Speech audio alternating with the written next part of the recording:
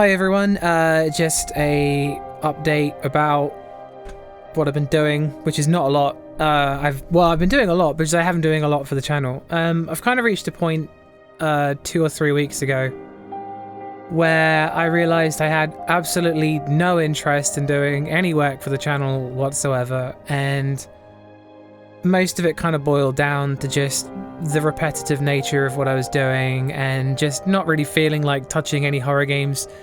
And I can really attribute it mostly just to kind of pushing myself really, really hard to try and get as much of Halloween done as soon as possible, as well as just other games that I'd pumped out way too early. And what I've learned is that what I had before worked perfectly fine, but for some reason or another, I decided to just start posting weekly instead, which has definitely done the channel some good, but hasn't done me any good. I can't keep up with the weekly thing. And I had a lot of hard thoughts about it, and I didn't really need to, because let's be honest, what worked before in last year would still have worked this year had I bothered to stick to the schedule.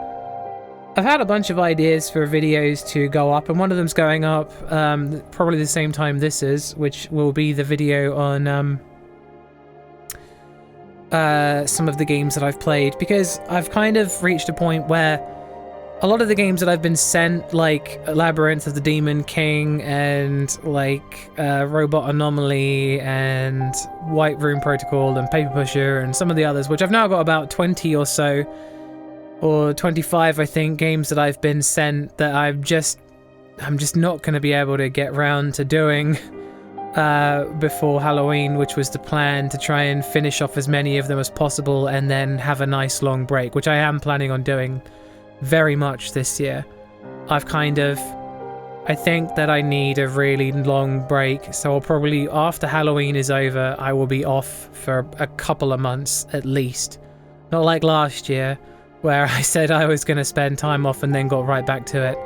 I have loads of other projects that I've been trying to get on with and just can't, because the looming threat of having to post videos for the channel has just really hung over it, to the point where I can't even get started on certain things.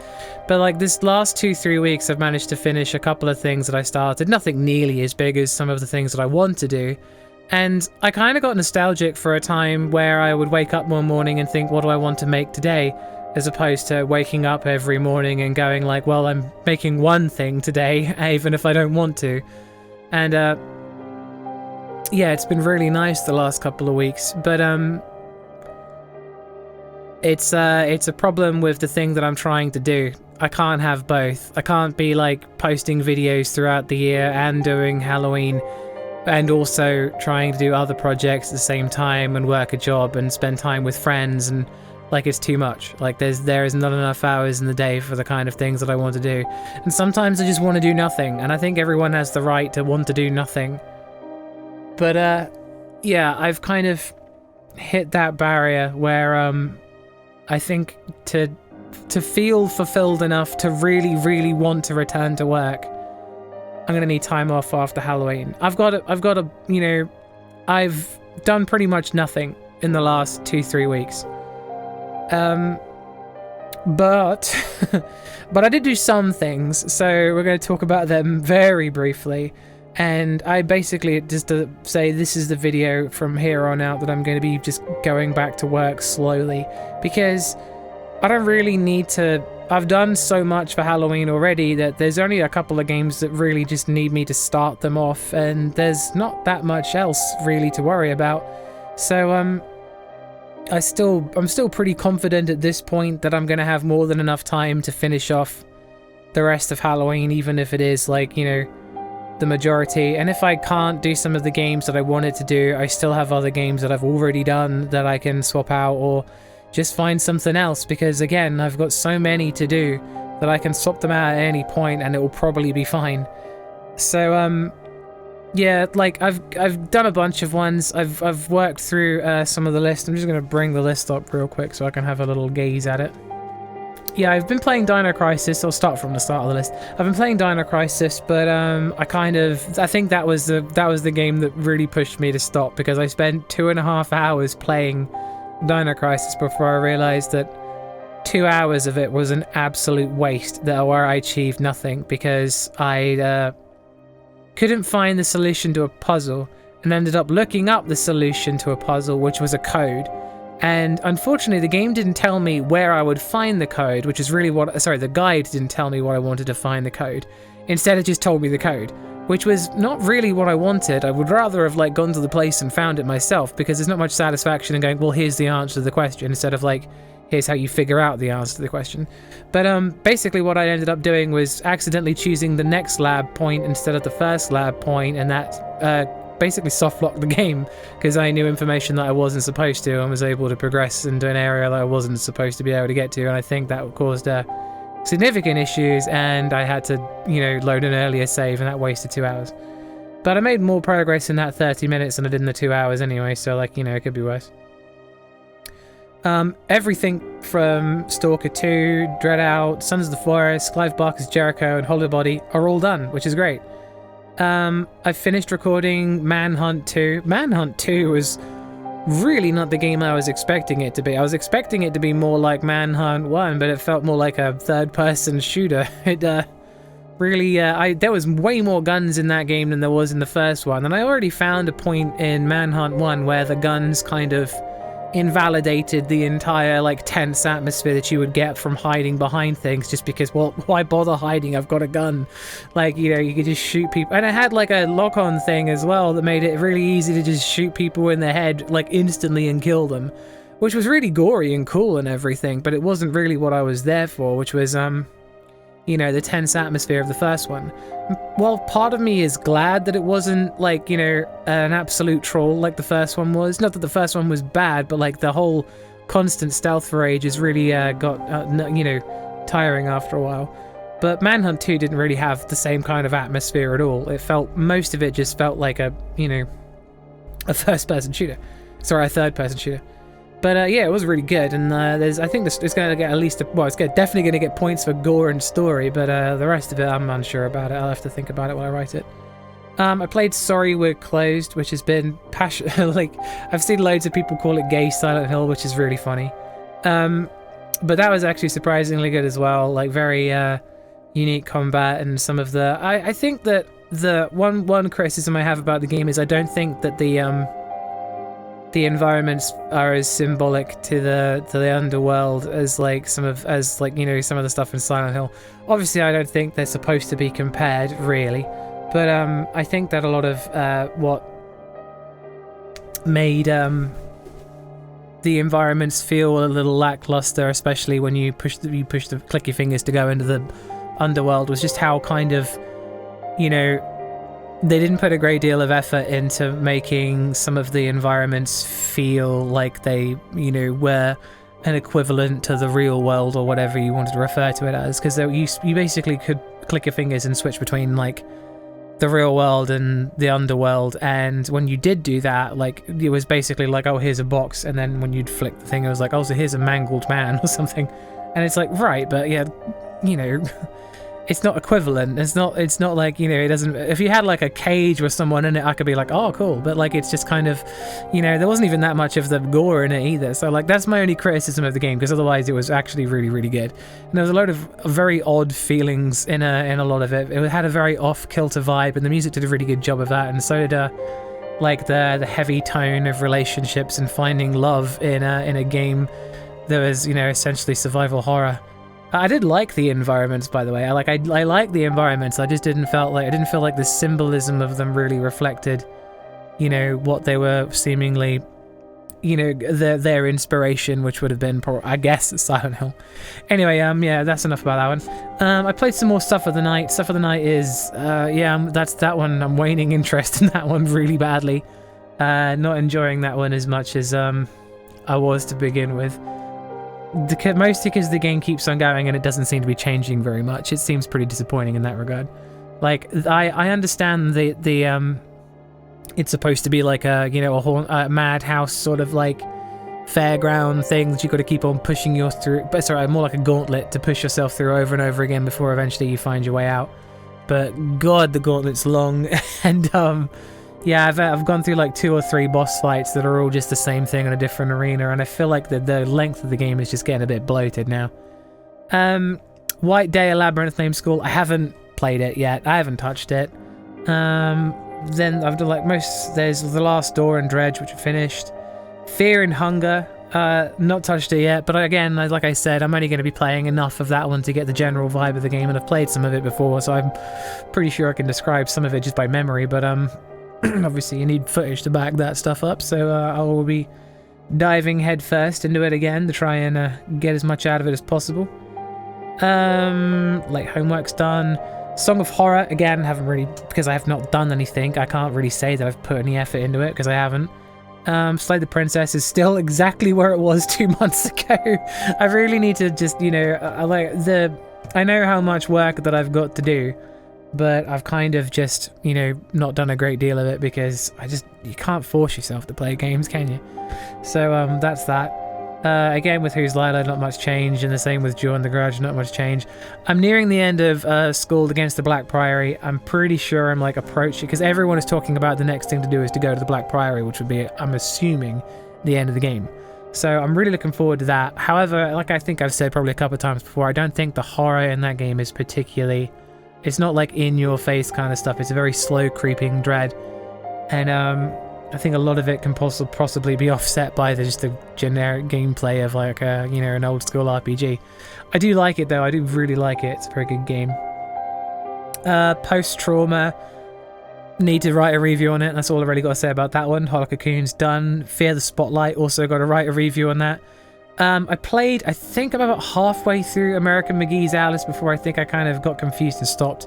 It is kind of a nauseating game.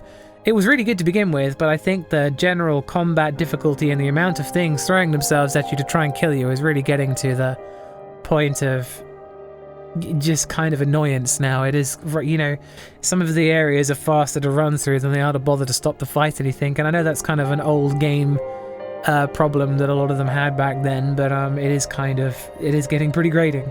So yeah, that's that. I played Clock Tower Rewind for a bit, and yeah, I'm really glad that I did give that a go, because I was worried that it was going to be pretty much the same as the original, which is kind of right, it is, but it has enough quality of life improvements and stuff to really make it more enjoyable.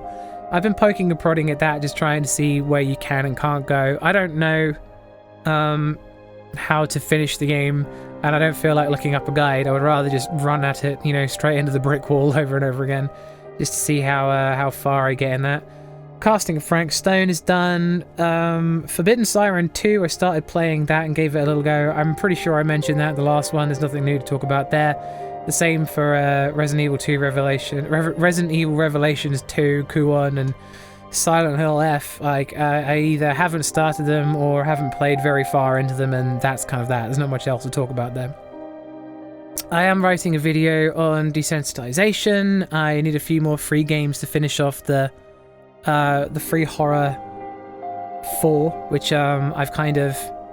I removed some of the ones that I was going to do just because I don't think they're particularly interesting to talk about, and I would rather have like a better selection of more interesting things to show than just kind of like, well, this is a game that's tolerable, and some of them are only like 5-10 minute experiences, and I'd rather have something that's a bit more impactful and a bit more, you know, impressive for the amount of time that you spend with it. So yeah, I need to go have a look through some of them. Yeah, desensitization, I was just writing, it's just a generic sort of analysis sort of thing on how desensitization affects us in different ways, and I was going to combine it with predictability, desensitization, and familiarity, because I think that all three of them can be combined to result in desensitization, where like you can sort of, for me a lot of the time, I'm just to give you a basic explanation of how the thing is kind of work. Like for me, like after I played Layers of Fear the first time, and you go into the first room, and you know, then you walk backwards through the door that you came through, and it goes somewhere else. Like, it's one of those things where like the threshold's broken immediately, where you can just be like, wow, that's really cool, but then you know it's going to happen later, because there's no point at doing it just once. So then, you know, you experience that thing again, and obviously it's not as impactful the second time. And like I use that alongside the diminishing results of like, you know, the horror, the gore and stuff in Outlast 2, which I always talk about in terms of desensitization, because I just generally think that like you can only be shocked by something so many times, and if you keep on presenting like, you know, more and more horrible things in an area where you're supposed to be running away from people, that they just kind of fade into the background like set dressing. And there were certain parts of the game where they were really trying to, you know, impact on you how prevalent some of the things that were going on were. Like when there's a load of corpses on the ground, like a load of children's coffins and stuff with skeletons in them.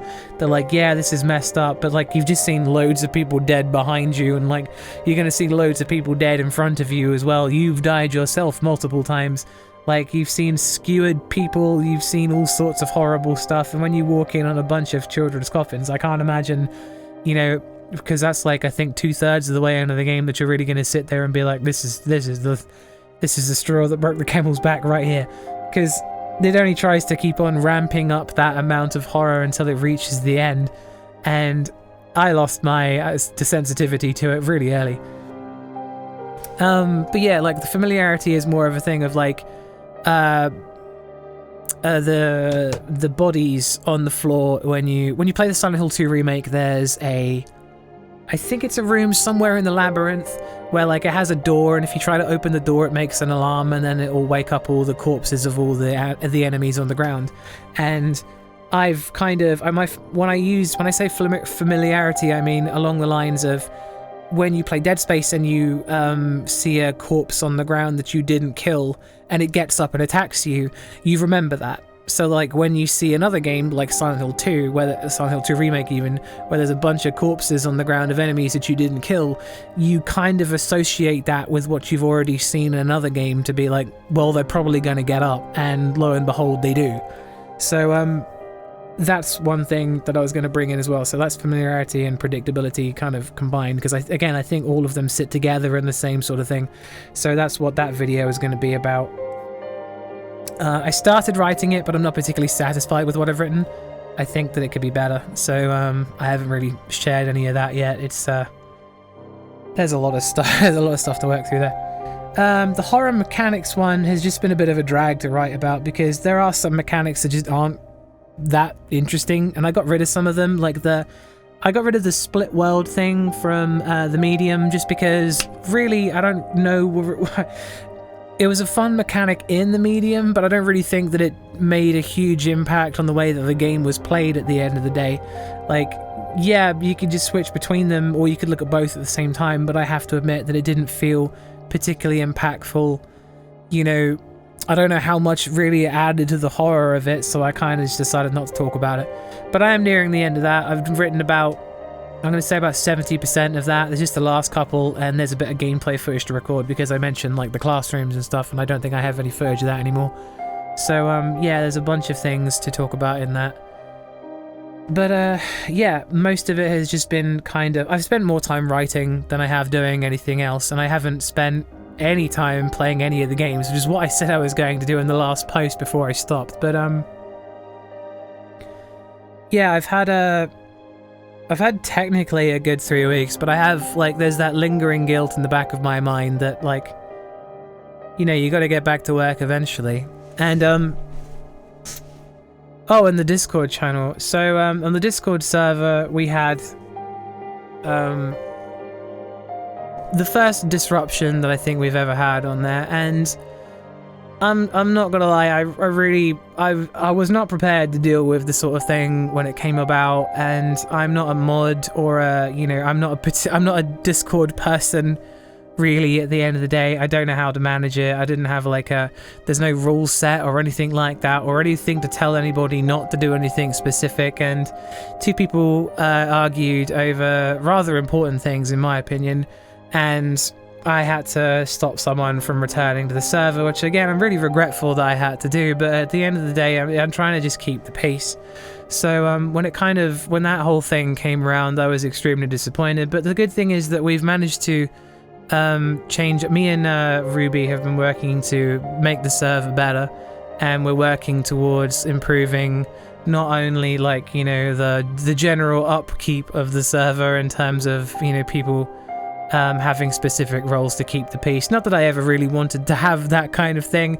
Not that I'm saying that we didn't need it, but like everyone was so nice to each other, you know, that it felt like it was kind of unnecessary. And now that obviously, yeah, no, this thing was bound to happen at one point, but it is just kind of, oh well, what can you do?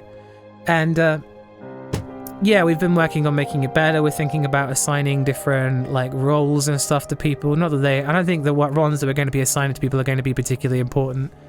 But it's just kind of like, oh, do you like this? Well, then you can join this group. Do you like that? Well, you can join that group. And, you know, for Ruby wants to do something with Patreon supporters, but again, like, it's kind of, yeah, if they want to. Like, we're asking them about it, but there's only like 60 people on the Discord server, including me. So, you know, it's not like a huge thing at the moment. We're just trying to make it better overall.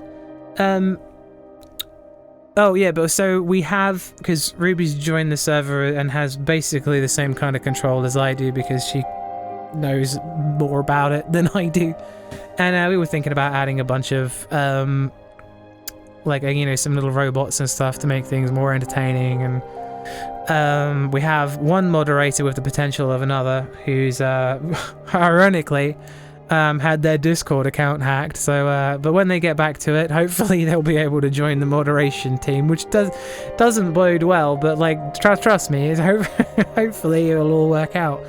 But yeah, that's all I've really got to say about it. There's a lot of stuff that I need to do, but I have still quite a lot of time to get it done, and I'm fairly confident that, you know, there's not going to be any more problems from here on out in terms of doing it. The only thing that I do worry about is just losing interest again, but hopefully that will not be the case. I'm quite excited to actually, you know, try and get on with some of this stuff, but sometimes you just sit in front of the computer and don't feel like doing things, and sometimes you sit down to play a game and the enthusiasm leaves you. Like, sometimes the idea of doing work is more enticing than doing work itself, and that's just the nature of content creation sometimes, I imagine. I can only speak for myself, but I'm sure other people who have, like, you know, dipped their toes into it have been really enthusiastic about certain things and then kind of hit that point where actually doing it isn't quite as fun as, you know, the idea that you had to begin with, or putting that thing into motion was just not as fun as you would imagine. Anyway, that's all I have time for. This has been an update video. Thank you. Thank you to everyone who's hung around this time, because I don't think I had one last month. I don't remember. Anyway, thank you very much for watching. Thank you to all the Patreon supporters. Thank you to all the people on the Discord who tolerated our recent changes and everything else. Thank you all, and see you all later.